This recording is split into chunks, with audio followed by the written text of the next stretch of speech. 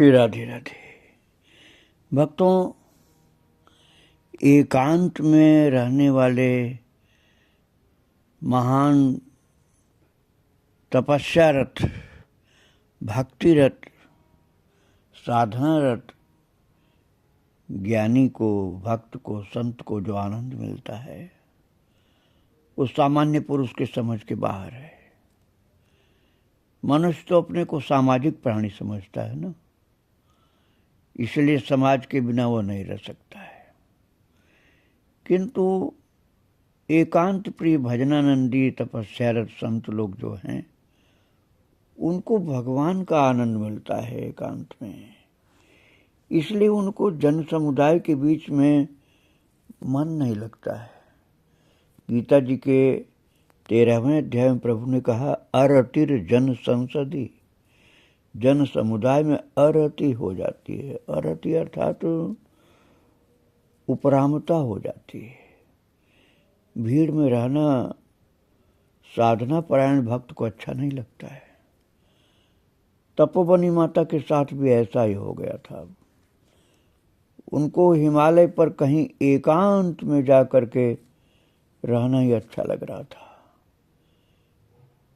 इसलिए फिर एकांतवास में रहने का भाव उनका तीव्र हो गया और विचार करने लगी कि इतना ऊपर आने के बाद अब कहाँ जाऊं।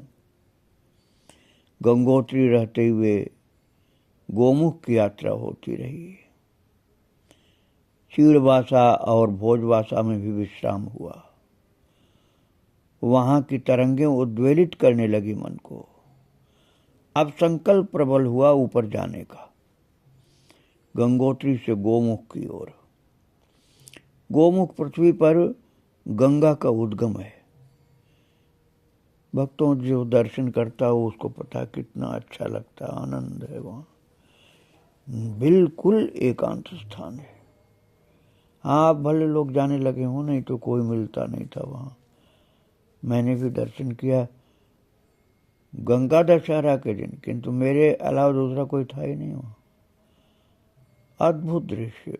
गंगा माँ बर्फ के भीतर से एक गुफा सी बनी हुई है, भगवान की बनाई हुई, उसी के अंदर से निकल रहे हैं। तो इसीलिए गोमुख कहा जाता है। गोमुख पृथ्वी पर गंगा का प्राकट्य स्थल है। कैलाश के साथ हिमालय से भगीरथी एवं अन्य हिम शिखरों से जब बर्फ पिघलती है तो जल ग्लेशियर में समा जाता है।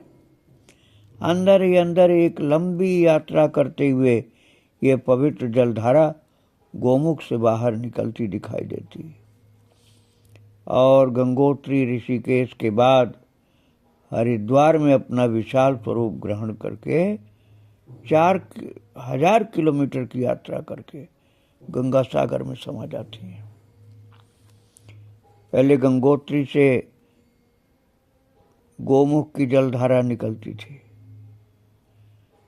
और बाद में ग्लेशियर पिघलने से ये दूर होता गया। अब गंगोत्री से लगभग 20 किलोमीटर पीछे खिसक गया है गोमुख। वहां से 4 किलोमीटर पहले भोजवासा है। गोमुख से 4 किलोमीटर पहले भोजवासा है। भक्तों, वहाँ एक संत रहते थे, अब शरीर उनका नहीं है। उनका नाम था लाल बाबा। आश्चर्य होता देख करके कि वहाँ तक जाने के लिए कोई भी ऐसा साधन नहीं है पैदल के अलावा जो जा सके। यहाँ तक कि मोटरसाइकिल भी नहीं जा सकती। वहाँ लाल बाबा का आश्रम में टीन शेड बना हुआ, मैंने दर्शन किया था। बाबा जब थे तो वहाँ भोजन और नाश्ता ये सब पता नहीं कैसे इंतजाम करते थे, और टीन शेड कैसे वहाँ पहुँचा होगा यही समझ में नहीं आता। वहाँ नाव भी नहीं चलते थे, गंगा जी में नाव टूट जाएगी, ऐसा वेग पत्थरों के भीतर से। और रास्ता ऐसा है कि पैदल के अलावा दूसरा कोई जा नहीं सकता। तो सिर पर लोग ले गए होंगे टीन शेड। लाल बाबा का आश्रम जो है वो टीन शेड का ही था मेरे सामने जब मैंने दर्शन किया था, और जब माता गई थी तब भी वही टीन शेड था। वहाँ कोई संत विरक्त पहुँचते हैं तो अब उनको गंगोत्री से गोमुख जाना है, तो या तो पहले या वापसी में वहाँ भोजवासा में लाल बाबा के यहाँ रुकते थे। रुकने के लिए भी इंतजाम हुआ था और भोजन प्रसाद की भी व्यवस्था। गंगोत्री रहते हुए लाल बाबा से संपर्क बना रहा माता का, क्योंकि लाल बाबा का संतों से संपर्क था और तपोवनी माता इस सुभद्रा माता को लोग जान गए थे कि एक महान भक्त तपस्विनी है। लाल बाबा की सेवा भी अद्वितीय है। उनका आश्रम गोमुख जाने वाले यात्रियों के लिए एकमात्र सहारा, दूसरा कोई भी कहीं सिर छिपाने की जगह नहीं मिलती है। गंगोत्री से गोमुख तक केवल एक जगह लाल बाबा का। अब हो सकता है कोई चलाता होगा, बाबा का शरीर तो अब नहीं है, हो सकता है कोई उनका शिष्य हो। जो भी यात्री गोमुख जाते हैं उसे बहुत कम लोग जाते हैं भक्तों। वहाँ घोड़ा भी नहीं पहुँच पाता है, थोड़ा पहले ही रुक जाता है घोड़ा। और भोजवासा में रात्रि विश्राम जो करते हैं पैदल यात्री, दूसरे दिन गोमुख के दर्शन कर वापस गंगोत्री आते हैं। एक दिन में आना जाना कर पाना पैदल मुश्किल है। यदि आश्रम न होता तो गंगोत्री आने जाने वाले लोग गोमुख दर्शन से वंचित हो जाते। गंगोत्री से गोमुख का पैदल मार्ग अति दुर्गम है। एक ओर गंगा, दूसरी ओर पहाड़ों से जगह जगह पत्थर गिरने का भय। कहीं कहीं तो ऐसा पैदल रास्ता है कि लगता है कि अब गंगा जी में ही गिर जाएंगे, बहुत मुश्किल से पार जाते हैं। और कोई घोड़ा जाता भी है हिम्मत करके तो उस पर से यात्री को उतार देता है घोड़े वाला कि नहीं, यहाँ हमारा घोड़ा भी मरेगा, तुम भी मरोगे, इसलिए तुम यहाँ पैदल पार कर जाओ। ऐसी कई जगह पड़ती है। तब हमारा घोड़ा जब वहाँ पहुँचेगा तो हम बैठाएंगे। घोड़े को भी बड़ी मुश्किल से वहाँ से ले जाता है। वहाँ तो पैदल ही पार करने पड़ते हैं, ऐसी ऐसी जगह हैं। और कई जगह तो ऐसी मिलती है इतना सकरा रास्ता कि एक यात्री ही निकलेगा, दो यात्री भी नहीं निकल सकते। वो भी चट्टान को पकड़कर पीठ गंगा की ओर करना पड़ेगा। मैंने देखा, मेरे साथ तो एक व्यक्ति और थे, वो मुझसे उम्र में ज़्यादा थे, भाटिया जी थे, वो नेवराज भाटिया कानपुर के। उनको तो पकड़ करके निकालने के लिए कुली किया गया था। वो उनको पकड़ करके निकालता था, नहीं तो गिर जाते वो। और उन्होंने तो हिम्मत छोड़ दी, गोमुख तक पहुंच ही नहीं पाए थे वो। एक जगह बैठाना पड़ गया था उनको, जहाँ घोड़े ने कह दिया मैं इसके आगे नहीं जा पाऊंगा, वहीं बैठे रहे, लेट गए वहीं। मैं गया था गोमुख तक तो मैं अकेले खड़ा था वहाँ गंगा मैया के उद्गम के स्थान पर। लेकिन मैं अपनी बात नहीं यहाँ बता रहा हूँ, मैं तो माता की बात सुना रहा हूँ आपको। माता तो गोमुख से भी ऊपर जाती थी महाराज। लाल बाबा की जो सेवा है ना गोमुख के थोड़ा पहले, 4 किलोमीटर पहले, वो ईश्वरीय प्रेरणा और उनके सदगुरु विष्णुदास जी की दूरदर्शिता का ही परिणाम है। नहीं तो कोई गोमुख जाने की हिम्मत नहीं कर सकता। उस लाल बाबा भोजवासा में हैं, इसी हिम्मत से लोग जाते हैं कि जाने या आने में एक बार तो रुकना ही पड़ेगा। हाँ, घोड़े वाला बहुत दौड़ाता है तो रात तक पहुंच जाता है वापसी में गंगोत्री, लेकिन फिर भी गोमुख पैदल थोड़ा चलना पड़ता है, लगभग 1-2 किलोमीटर। और बड़े बड़े पत्थरों के भीतर चलना पड़ता है, ऐसा नहीं छोटे मोटे पत्थर, बहुत ऊंचे ऊंचे पत्थर, सिर से भी ऊंचे पत्थर। तो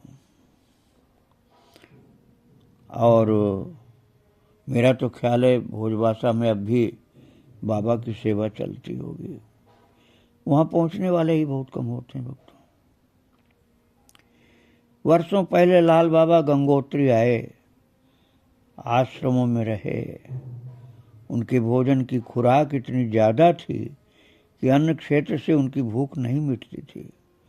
उनके साथी रात दिन पैदल चल चल करके पहुंचते थे, गंगोत्री से गोमुख या गोमुख से गंगोत्री।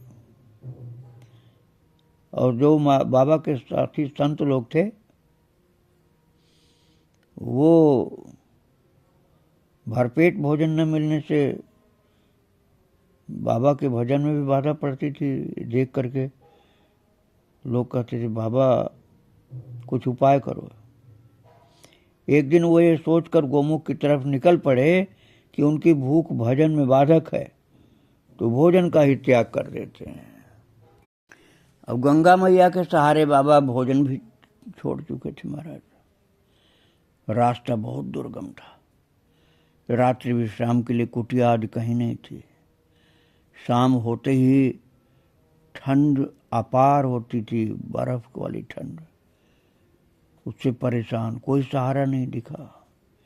एक पत्थर की ओट में कुछ लकड़ियां कहीं से मिल गईं, तो वो किसी तरह से जलाए और फिर उसी जलती लकड़ी के सहारे रात बिताने को सोचा। गंगा के दूसरी तरफ तपोवन के नीचे गोमुख के पास स्वामी विष्णुदास जी उस समय रहते थे। विरक्त महात्मा थे। गंगोत्री से ऊपर गए तो नीचे ही नहीं आए। उन्होंने देखा कि दूर आग जल रही है। समझ गए कोई यात्री भटक गया है। वहाँ न रहने का साधन, न खाने का। ऐसी ठंड में जीवन संकट में पड़ जाएगा, यह सोच करके सहायता के लिए विष्णुदास जी लाल बाबा तक पहुँचे और उन्हें साथ ले आए। भोजन दिया और कंबल दिया और विश्राम के लिए वहीं जगह दे दी। दूसरे दिन स्वामी जी ने पूछा कि यहाँ आकर के जीवन हमारा जो है संकट में पड़ जाएगा, मुझे ऐसा लगता है। उन्होंने कहा क्या जीवन समाप्त करने की तुमको जल्दी, क्यों यहाँ आए तुम?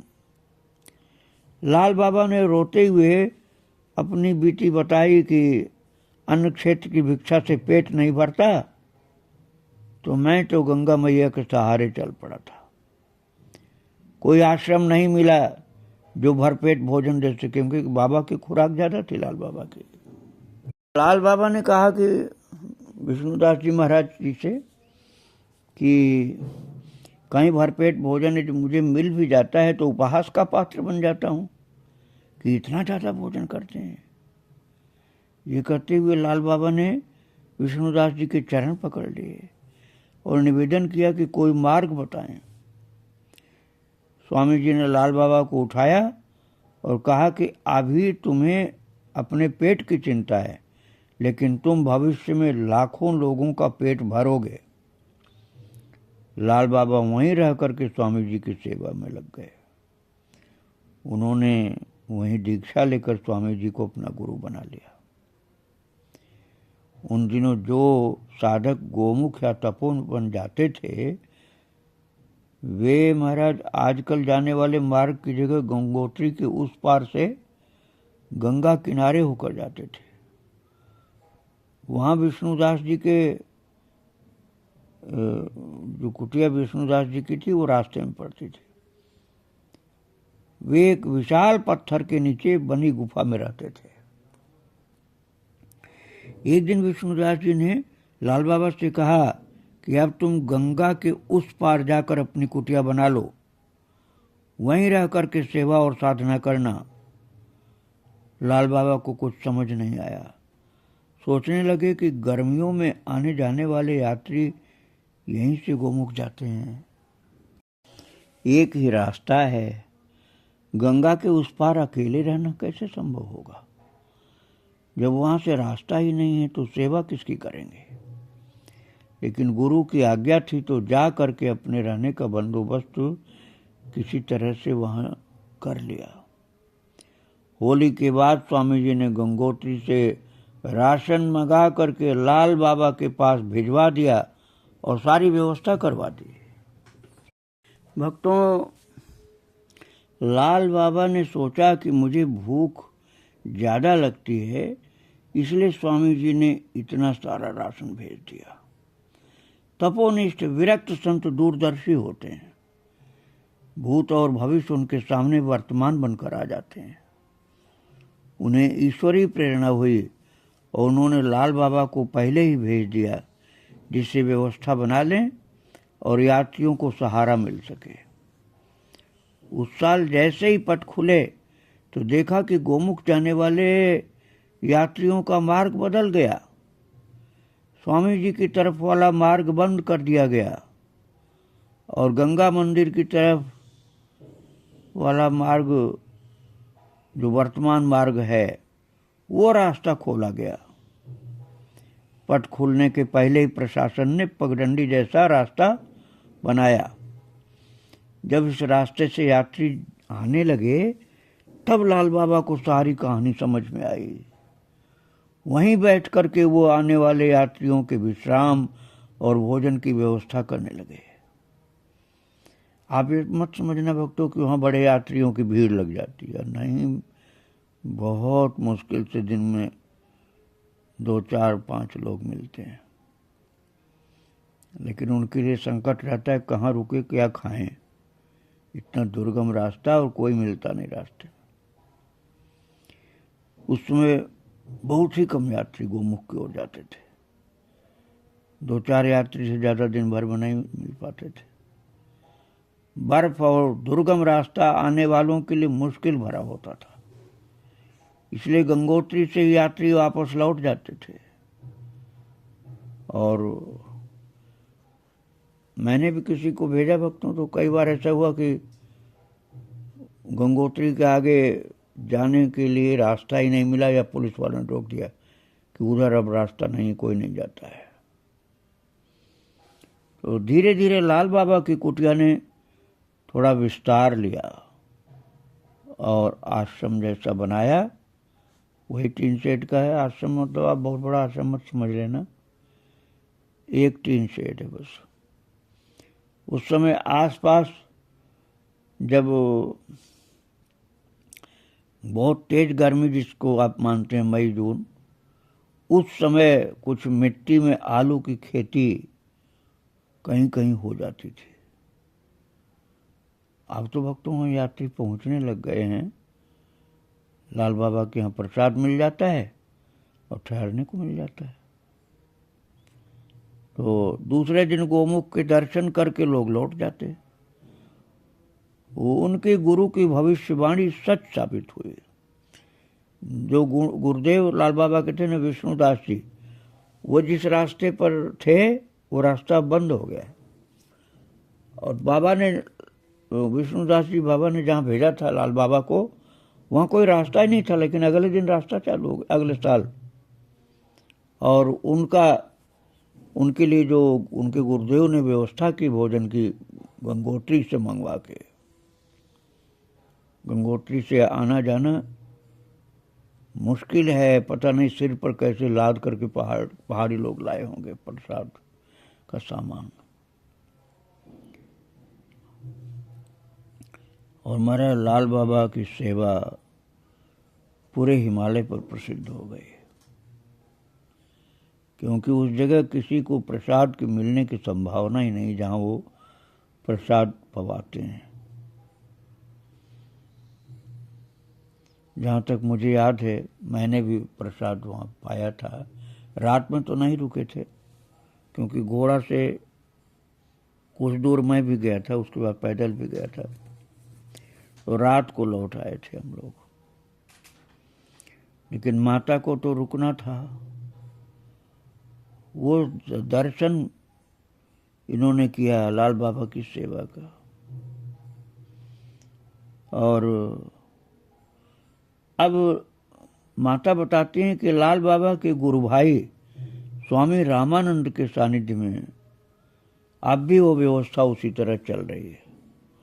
लाल बाबा का शरीर तो नहीं अब रहा, लेकिन लाल बाबा के गुरु भाई स्वामी रामानंद जी, विष्णुदास जी बाबा के शिष्य, वो व्यवस्था भोजवासा की कर रहे हैं। वहाँ वक्त तो रहना भी दुर्गम, इतनी बर्फ है वहाँ, लेकिन बाबा वहाँ रहते ही नहीं टीन शेड में, बल्कि भोजन की भी सेवा करते हैं, और कोई रात को रुक जाए तो उसको ओढ़ने बिछाने की भी सेवा करते हैं। मुश्किल काम है ये।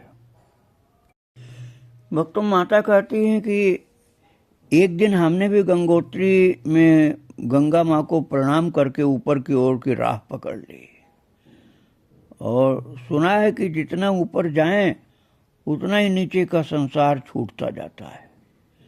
चीड़वासा होते हुए, चीड़ पेड़ होता है भक्तों, चीड़वासा मतलब चीड़ का जंगल रास्ते में पड़ता है, मैंने देखा है, लेकिन वहाँ कुछ भी नहीं। चीड़ के पेड़ तो हैं, इतनी शीत ठंड बर्फ है कि वहाँ एक छोटी झोपड़ी भी नहीं, न कोई व्यवस्था, न कोई खाने की न रहने की। उसके बाद भोजवासा पड़ता है जहाँ लाल बाबा की कुटिया है। तो चीड़वासा होते हुए भोजवासा माता पहुँच गई। वहाँ लाल बाबा के आश्रम में रहने लगी माता। बहुत हिम्मती माता, तो अब तो शरीर नहीं रहा। वहाँ भी पहले की तरह सेवा कार्य में लग गई माँ, भोजन बनाने में लग गई। गंगोत्री में फिर भी हर आश्रम में एक दो साधु या पुजारी रहते थे। शीतकाल में भी एक कहीं दो, एक आश्रम में। वो भी बड़े हिम्मती लोग, हर कभी नहीं रुक सकता, वहाँ बर्फ पड़ती खूब ज़्यादा। लेकिन भोजवासा में लाल बाबा के आश्रम में व्यवस्था से जुड़े 2 लोगों, कभी कभी 3 लोगों के अलावा कोई नहीं रहता, जबकि अपार बर्फ पड़ती हो। कैसे रहते होंगे? शायद लकड़ी खूब जलाते होंगे।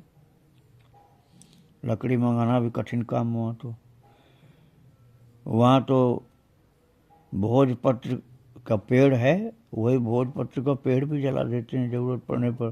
सूखा हुआ जब मिलेगा, उधड़ी हुई खाल जिसकी होती है, छाल पेड़ की, इसको भोजपत्र कहते हैं। तो शीतकाल में वहाँ, शीतकाल क्या, वहाँ तो गर्मी में भी शीतकाल होता है, शीतकाल में तो पहुँचना ही मुश्किल है वहाँ। लेकिन वहाँ बाबा रहते थे शीतकाल में भी, और माता भी रहती थी उन दिनों जब रही थी वहाँ।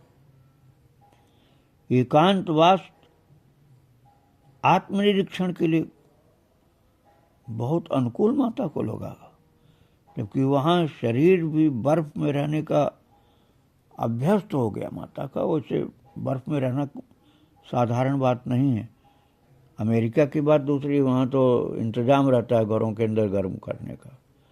तो यहाँ भोजवासा में लाल बाबा के यहाँ कोई रहे तो पता चलेगा कि बर्फ की ठंड क्या होती है। अब कोई इंतजाम तो वहाँ है ही नहीं। हाँ, बाबा ने ओढ़ने बिछाने का तो इंतजाम कर रखा है, लेकिन गर्मी का कोई इंतजाम नहीं है, क्योंकि वहाँ तो बिजली भी नहीं है, न गैस है। वहाँ लकड़ी का इंतजाम बाबा ने कर रखा है। अब भोजवासा आप पार करके जब 4 किलोमीटर आगे जाएंगे, तब वो गोमुख स्थान पड़ता है जहाँ गंगा मैया बर्फ की गुफा से निकलती हैं। किंतु जो तपोवनी माता का चरित्र आप सुन रहे हैं, वो तपोवन में जाकर रही हैं। वो ऐसी तपस्थली है भक्तों, जहाँ कोई कुटिया नहीं, कोई आश्रम नहीं, कोई मंदिर भी नहीं। वहाँ जाने के लिए गोमुख से भी ऊपर चढ़ना पड़ता है। गंगोत्री मंदिर के पट खुलने के पहले ही तपोवन जाने का विचार माता को होने लग गया था। सागर से शुरू हुई जीवन यात्रा को हिम शिखर पर विश्राम देने की इच्छा जागृत होने लगी थी। उडुपी से शुरू हुई यात्रा के पड़ावों का स्मरण हुआ। लगभग 1 दशक पहले बद्रीनाथ में शेष जीवन बिताने का विचार बना था। कई बार बद्रीनाथ की यात्रा भी हुई, लेकिन नारायण ने कोई न कोई बहाना बना करके वापस भेज दिया। उडुपी के त्याग का संकल्प लेने के बाद गंगोत्री वास करते हुए बद्रीनाथ बैठने का विचार ही नहीं आया। जीवन में चारों धामों के अलावा कैलाश मानसरोवर की भी यात्रा हुई, लेकिन गंगा का आकर्षण और नारायण का स्मरण बना रहा। भक्तों, कैलाश मानसरोवर की भी यात्रा माता ने की, लेकिन वहां उनका मन उतना नहीं लगा जितना गंगा और गोमुख और उसके ऊपर तपोवन में मन लगा। अब जब तपोवन में रहने का विचार लाल बाबा को बताया तो उन्होंने कहा कि गर्मियों में 2-4 दिन घूम फिर आओ, वहाँ शीतकाल में कोई नहीं रहता है, एक भी आदमी नहीं रहता, कोई संत एक भी नहीं रहता वहाँ। भोजवासा और तपोवन की बर्फ में काफी अंतर है। बाबा ने कहा कि भोजवासा में अभी तुम रह रही हो ना, यहाँ और तपोवन की बर्फ में बहुत अंतर है। वहाँ शीतकाल में पीने का पानी भी नहीं मिलता है।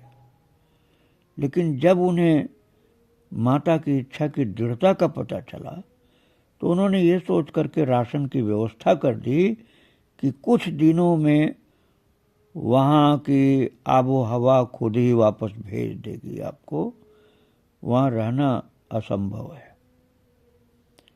तो माता कहती है, हमने बिना कुछ सोचे समझे अंतर्मन की आवाज पर तपोवन की राह पकड़ ली। अब माता तपोवन के लिए चल पड़ी हैं, किंतु हम आपको